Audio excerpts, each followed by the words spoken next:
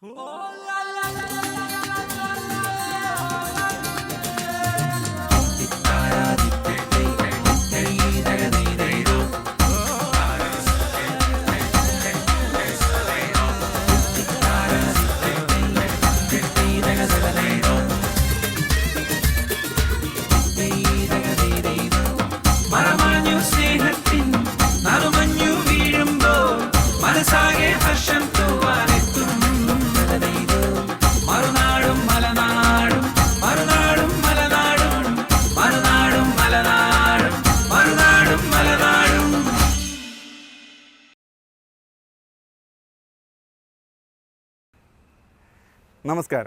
മറുനാടും മലനാടും ഇത് വെറും കാഴ്ചയല്ല, കാഴ്ചയെ കാഴ്ചപ്പാടാക്കുന്ന അനുഭവങ്ങളാണ്. എല്ലാവർക്കും സ്വാഗതം.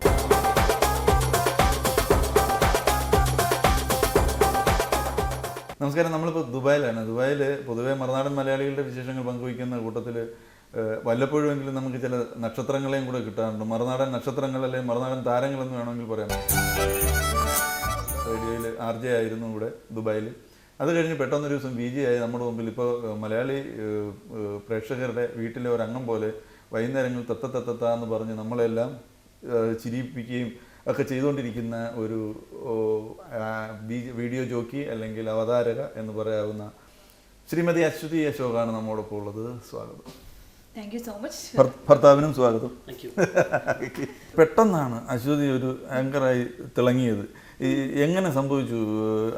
RJ എന്നുള്ള രീതിയിൽ ഇങ്ങനെ ഈ ഷോയിലേക്ക് എങ്ങനെ വന്നു? അതെങ്ങനെ വന്നു എന്ന് ചോദിച്ചാൽ ഇപ്പോഴും എനിക്ക് കറക്റ്റായിട്ട് മനസ്സിലായിട്ടില്ല. ഞാനിവിടെ ദുബായിൽ RJ ആയിട്ട് അങ്ങനെ സെറ്റിൽഡായിട്ട് പോയിക്കൊണ്ടിരിക്കുകയായിരുന്നു. RJ ആകുമ്പോൾ ഒരു ഗുണമുള്ളതെന്ന് വെച്ചാൽ നമുക്കെപ്പോഴും സാധാരണ നമ്മൾ ഒരു ജോലിക്ക് പോകുന്നത് പോലെ തന്നെ പോയിട്ട് വരാം. കൃത്യ ടൈമാണ്. കറക്റ്റ് പോവുക, ഷോ ചെയ്യുക, തിരിച്ച് വീട്ടിൽ വരിക, വീട്ടിലെ കാര്യങ്ങൾ നടക്കും.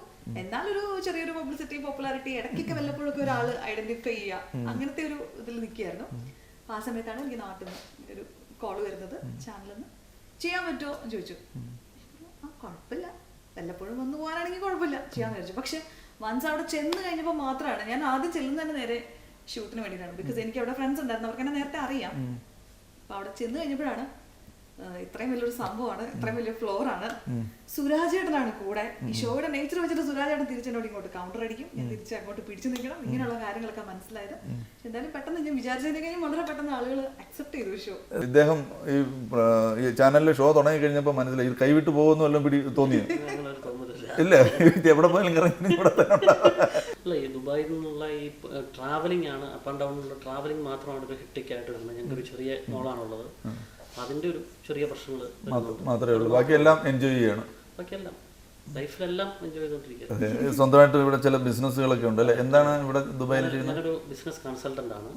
പുതിയതായിട്ട് ഇവിടെ UAE ഇൻവെസ്റ്റ് ചെയ്യാൻ വരുന്നവർക്ക് വേണ്ടിയിട്ടുള്ള കൺസൾട്ടിങ്, ബാക്കി ഡോക്യുമെന്റേഷൻ വർക്ക് ഇതെല്ലാം ചെയ്ത് കൊടുക്കുന്നു. അപ്പൊ ഇതിനിടയ്ക്ക് അശ്വതി പ്രോഗ്രാമിലൂടെയൊക്കെ അതിനൊരു പബ്ലിസിറ്റി എല്ലാം കൊടുത്തിട്ടുണ്ടോ? നമ്മളെ കുറിച്ച് മിണ്ടുകയില്ല.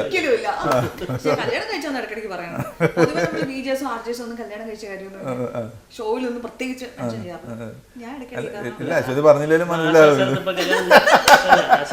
കല്യാണം കഴിച്ചില്ലെന്ന് പറഞ്ഞ് ആരും വിശ്വസിക്കില്ല. അതെ അതെ അതെ. അപ്പൊ കാണാറുണ്ടോ പ്രോഗ്രാം? വല്ലപ്പോഴും കാണാറുണ്ട്, സമയം കിട്ടുന്നതനുസരിച്ച്. കാണല് ഭയങ്കര കുറവാ. എന്തറിയോ, ഇപ്പൊ എന്നെ ഇങ്ങനെ കണ്ടിട്ട് ഞാൻ അവിടെ നിൽക്കുമ്പോ കാണുമ്പോ ഇത് ഇവളാണോ എന്നങ്ങോട്ട് അക്സെപ്റ്റ് ചെയ്യാനുള്ള ബുദ്ധിമുട്ട്. അത് ഭർത്താക്കന്മാരുടെ എല്ലാവരും ഒരു പ്രശ്നം. അത് ഭാര്യമാരല്ല, എത്രയോ നല്ല മനസ്സുള്ളവരാ. എനിക്ക് വീട്ടിൽ പോകണ്ടേ. സിനിമയോ അല്ലെങ്കിൽ അതുപോലുള്ള ഒരുപാട് വാഗ്ദാനങ്ങളൊക്കെ വന്നിട്ടുണ്ടാവും. അങ്ങോട്ട് നോക്കിയപ്പോൾ തന്നെ മനസ്സിലായി വന്നു വിട്ടില്ല എന്നാണ് അതിന്റെ അർത്ഥം. ഒന്നും വിടില്ല. പിന്നെ എന്താണ്, ജസ്റ്റ് ഇപ്പൊ നമ്മുടെ കൂടെ സെറ്റിലുള്ളവര് അവർക്ക് ഇങ്ങനെ പറയാറുണ്ട്, ഇന്ന ഡയറക്ടർ ഇങ്ങനെ അന്വേഷിച്ചായിരുന്നു, അതിലൊന്നും വീണ് പോകണ്ട. ശരി, തൽക്കാലം അങ്ങനത്തെ പരിപാടികളൊന്നും ഇല്ല. പെട്ടെന്നാണ് ആ ഷോ ക്ലിക്കായതും ഷോയുടെ അവതാരക എന്നുള്ള രീതിയിൽ അശ്വതി ക്ലിക്കായത്. സുരാജിനെ കുറിച്ച് പറയേണ്ട കാര്യമില്ലാത്തതുകൊണ്ടാണ് നമ്മൾ, സുരാജ് എത്രയോ ഉന്നതിയിൽ നിൽക്കുന്നു, അതുകൊണ്ടാണ് നമ്മൾ സുരാജിനെ മെൻഷൻ ചെയ്യാത്തത്. അപ്പോൾ ആ പെട്ടെന്നുള്ളൊരു പ്രശസ്തി തന്നെ ബോധ്യപ്പെട്ടില്ല, തനിയെ ബോധ്യപ്പെട്ടില്ലേ? അത് എങ്ങനെയാണ് അത് മാനേജ് ചെയ്യുന്നത്? എനിക്ക് ആദ്യത്തെ ഒരു എക്സ്പീരിയൻസ് ഉണ്ടായെന്ന് വെച്ചാൽ ഷോ കഴിഞ്ഞിട്ട് തിരിച്ച് ഫ്ലൈറ്റിൽ വരുന്ന സമയത്ത് കൂടെയുള്ള 1-2 പേര് ഐഡന്റിഫൈ ചെയ്തു. അപ്പോൾ ഞാൻ ചോദിച്ചു, ഇത്ര ആളുകളൊക്കെ ഷോ കാണുന്നുണ്ടോ? അപ്പൊ എനിക്ക് തന്നെ അങ്ങോട്ടൊരു വിശ്വാസം വന്നില്ല. പിന്നെ ഇപ്പൊ അതൊരു സ്ഥിരം പതിവായി. ഇപ്പൊ പുറത്തെവിടെയെങ്കിലും പോവാ, അപ്പൊ നമ്മളിപ്പോ ദുബായിൽ തന്നെയാണെങ്കിൽ ഇന്നലെ നമ്മൾ റെസ്റ്റോറന്റിൽ പോയപ്പോഴേക്കും ഒരു ആന്റി, കുറച്ച് പ്രായമായിട്ടുള്ള ആന്റി ഓടി വന്നിട്ട് ആന്റി വന്നിട്ട് മോളെ വലിയ ഇഷ്ടമാണ്. അതായത് അശ്വതി അല്ലേ അങ്ങനെയൊന്നും ചോദിച്ചില്ല. സാധാരണ എല്ലാവരും ഇങ്ങനെ സംശയത്തിൽ ചോദിക്കും. നീ വല്ല പൈസയും കൊടുത്ത് ആളെ അറേഞ്ച് ചെയ്ത പെട്ടെന്ന് ബിക്കോസ് ഫുൾ ഫാമിലി ഉണ്ടായിരുന്നു. ഞാൻ എപ്പോഴും പറയും വീട്ടിൽ എനിക്കൊരു വിലയില്ല. അപ്പൊ നോക്കുമ്പോ ഫുൾ ഫാമിലി ഉണ്ട്, ഇൻലോസ് ഒക്കെ ഉണ്ട്. അപ്പൊ പെട്ടെന്ന് ആന്റി വന്നിട്ട് മോളെ കാണാറുണ്ട്, ഭയങ്കര ഇഷ്ടമായി, ഭയങ്കര സന്തോഷമായി. അങ്ങനെ അതിനുശേഷം വീട്ടുകാർക്കൊരു വിലയൊക്കെ വന്നിട്ടുണ്ടെന്ന് തോന്നുന്നു അല്ലേ? ഞാൻ എപ്പോഴും പറയുന്ന കാര്യം നമ്മൾ ഒന്നിലും ഒരു പരിധി മേൽ സന്തോഷിക്കണ്ട. ചിലപ്പോൾ നമ്മൾ സന്തോഷിച്ചു പോകും, ചിലപ്പോൾ നമ്മൾ വിഷമിച്ചു പോകും, ചിലപ്പോൾ നമ്മൾ ദേഷ്യപ്പെട്ടു പോകും. പ്രത്യേകിച്ചും അല്പം കലയൊക്കെ മനസ്സിലുണ്ടെങ്കിൽ അത് ആ വികാരങ്ങൾ ഇച്ചിരി കൂടുതലായിരിക്കും. ശരിക്കും ഞങ്ങൾ രണ്ടുപേരും ലൈക്ക് എന്താണ് ഡിഫറെന്റ് പോൾസ് ആണ്. നമ്മൾ ഈ ഓപ്പോസിറ്റ് പോൾസ് ട്രാക്ക് എന്ന് പറയുന്നത് കറക്റ്റ് ആണ്. ആള് ശരിക്കും ബിസിനസ് അല്ലെങ്കിൽ ഫിനാൻഷ്യൽ, എനിക്കാണെങ്കിൽ കണക്കിന് എപ്പോഴും മുട്ടയാണ്. നമ്മള് കുറച്ച് ബാക്കി എല്ലാ കാര്യത്തിലും അങ്ങ് ടോപ്പാണെന്നാണ്. ശരി, അപ്പോൾ നമ്മുടെ 2 ഏരിയ ആണ്. അതെ, 2 ഏരിയ ആണ്. ആർജെയിങ്ങും വിജെയിങ്ങും തമ്മിലുള്ള ഒരു ഡിഫറൻസ് എങ്ങനെയാണ്? എനിക്ക് ഏറ്റവും ഇഷ്ടം ആർജിങ് തന്നെയാണ്. എന്ത് പറഞ്ഞാലും വിജയ് എന്ന് പറയുമ്പോൾ ഡെഫിനറ്റ് ആയിട്ട് അതിനകത്ത് കുറച്ചൊരു നമ്മുടേതല്ലാത്ത കുറച്ച് സാധനങ്ങൾ എന്തായാലും അതിനകത്ത് കുറച്ചൊന്നും നമ്മളൊന്ന് ആർട്ടിഫിഷ്യൽ ആണ്. ഒന്നുമില്ലെങ്കിലും ക്യാമറ എവിടെ ഇരിക്കുന്നു, അപ്പൊ നമ്മുടെ മേക്കപ്പ് കറക്റ്റ് ആണോ, ഹെയർ കറക്റ്റ് ആണോ, കോസ്റ്റ്യൂം കറക്റ്റ് ആണോ, ഇങ്ങനെയുള്ള കാര്യങ്ങളെ കുറിച്ചൊക്കെ നമ്മൾ കോൺഷ്യസ് ആവണം. മറ്റേത് കുഴപ്പമില്ല. ഞാനിങ്ങനെ എന്റെ ഫ്രണ്ട്സിന്റെ അടുത്ത് പറയും കുളിച്ചില്ലെങ്കിലും ആരും അറിയില്ല, കുളിക്കില്ല, മനസ്സിലായി. നമുക്ക് ഓടി പോവാം, ശരിക്കും ഫ്രീ ആയിട്ടിരുന്ന് ഷോ ചെയ്യാം. വേറെ എന്തിനെ കുറിച്ച് കോൺഷ്യസ് ആവണം, ബോഡി ലാംഗ്വേജിനെ കുറിച്ച് കോൺഷ്യസ് ആവണ്ട. മൈക്ക് നമ്മുടെ ശബ്ദം, ഇതിനെ കുറിച്ച് മാത്രം. അപ്പൊ അതിന്റെ ഒരു ഫ്രീഡം ഉണ്ട്.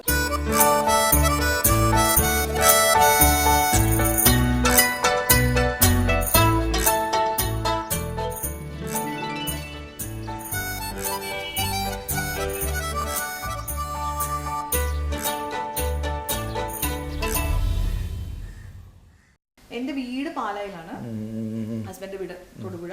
അപ്പൊ കണക്കുകളൊക്കെ അറിയേണ്ട സ്ഥലമാണ് പാല. അവിടെ എന്തോ നോട്ടെണ്ണുന്ന മെഷീൻ അവിടെ എവിടെ ഉണ്ടെന്നൊക്കെ ഇങ്ങനെ കേട്ടിട്ടുണ്ട്. നമുക്കറിയില്ല, അത്രയല്ലേ ഉള്ളൂ. അപ്പൊ നിങ്ങൾ തമ്മിൽ നാട്ടിൽ വെച്ച് അറിയാമായിരുന്നു? അത് ശരി. അപ്പൊ അങ്ങനെയുള്ള ചില അത് എനിക്ക് ചില കാര്യങ്ങളിൽ ചില സംശയങ്ങൾ മണക്കും, അതുകൊണ്ടാണ് ഞാൻ. അപ്പൊ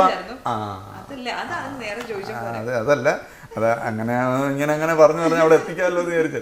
ദുബായിൽ വന്നതിന് ശേഷമായിരുന്നു പോവാ. നമുക്കൊരു പ്ലാൻ ഉണ്ടായിരുന്നു, നമുക്ക് ഇവിടെ സെറ്റിൽ ആവാം. സെറ്റിൽ ആകാനും പറ്റി, നാട്ടിൽ പ്രോഗ്രാം ചെയ്യാനും പറ്റി അല്ലേ? എന്തെങ്കിലും ഒരു പ്രിപ്പറേഷൻ ഒക്കെ നമുക്ക് വേണ്ടി വന്നിരുന്നോ ഇവരുമായിട്ട് നിൽക്കാനൊക്കെ ആയിട്ടും? അല്ലെങ്കിൽ ബേസിക്കലി എൻ്റെ അടുത്ത് ആദ്യം പറഞ്ഞിട്ടുണ്ടായിരുന്നു നീ ഒന്നും പ്രിപ്പയർ ചെയ്യേണ്ടെന്ന്. ബിക്കോസ് റേഡിയോയിൽ എൻ്റെ ഒരു ഷോയുടെ നേച്ചർ അങ്ങനെയായിരുന്നു. നമ്മൾ അങ്ങോട്ടും ഇങ്ങോട്ടും കൗണ്ടേഴ്സ് ഒക്കെ പറഞ്ഞിട്ട് ലൈക്ക് അങ്ങനത്തെ ഒരു ഷോ ആയിരുന്നു. അപ്പോൾ വലിയ മുന്നൊരുക്കങ്ങളൊന്നും ഇല്ലാതെ വന്നാൽ മതി. എങ്ങനെയാണോ അതേപോലെ തന്നെ ബിഹേവ് ചെയ്യുക, എങ്ങനെ മലയാളം പറയുന്നോ അതുപോലെ തന്നെ പറയുക. ശുദ്ധമായ ഭാഷ. എനിക്ക് തോന്നുന്നത് പാലയൊക്കെ ആയതുകൊണ്ടായിരിക്കും മലയാളത്തിന് ഇത്ര ശുദ്ധതയൊക്കെ ഉള്ളൂ. മറുനാടൻ മലയാളികൾ എന്നുള്ള രീതിയിൽ നിങ്ങളോടൊപ്പം അല്പസമയം ചെലവഴിക്കാൻ കഴിഞ്ഞാൽ വളരെ സന്തോഷമുണ്ട്. എന്തായാലും നിങ്ങൾക്കെല്ലാം നന്മകൾ നേരുന്നു. നമുക്കൊക്കെ ഒരുമിച്ച് വീണ്ടും നാട്ടിൽ വെച്ച് തന്നെ TV ഷോകളുടെ ഇടയിൽ തന്നെ കാണാനുള്ള അവസരം ഉണ്ടാകട്ടെ എന്ന് പ്രാർത്ഥിക്കുന്നു. സന്തോഷം. ഓക്കെ.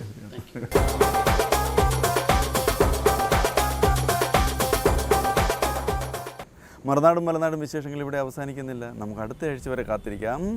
ശുഭരാത്രി.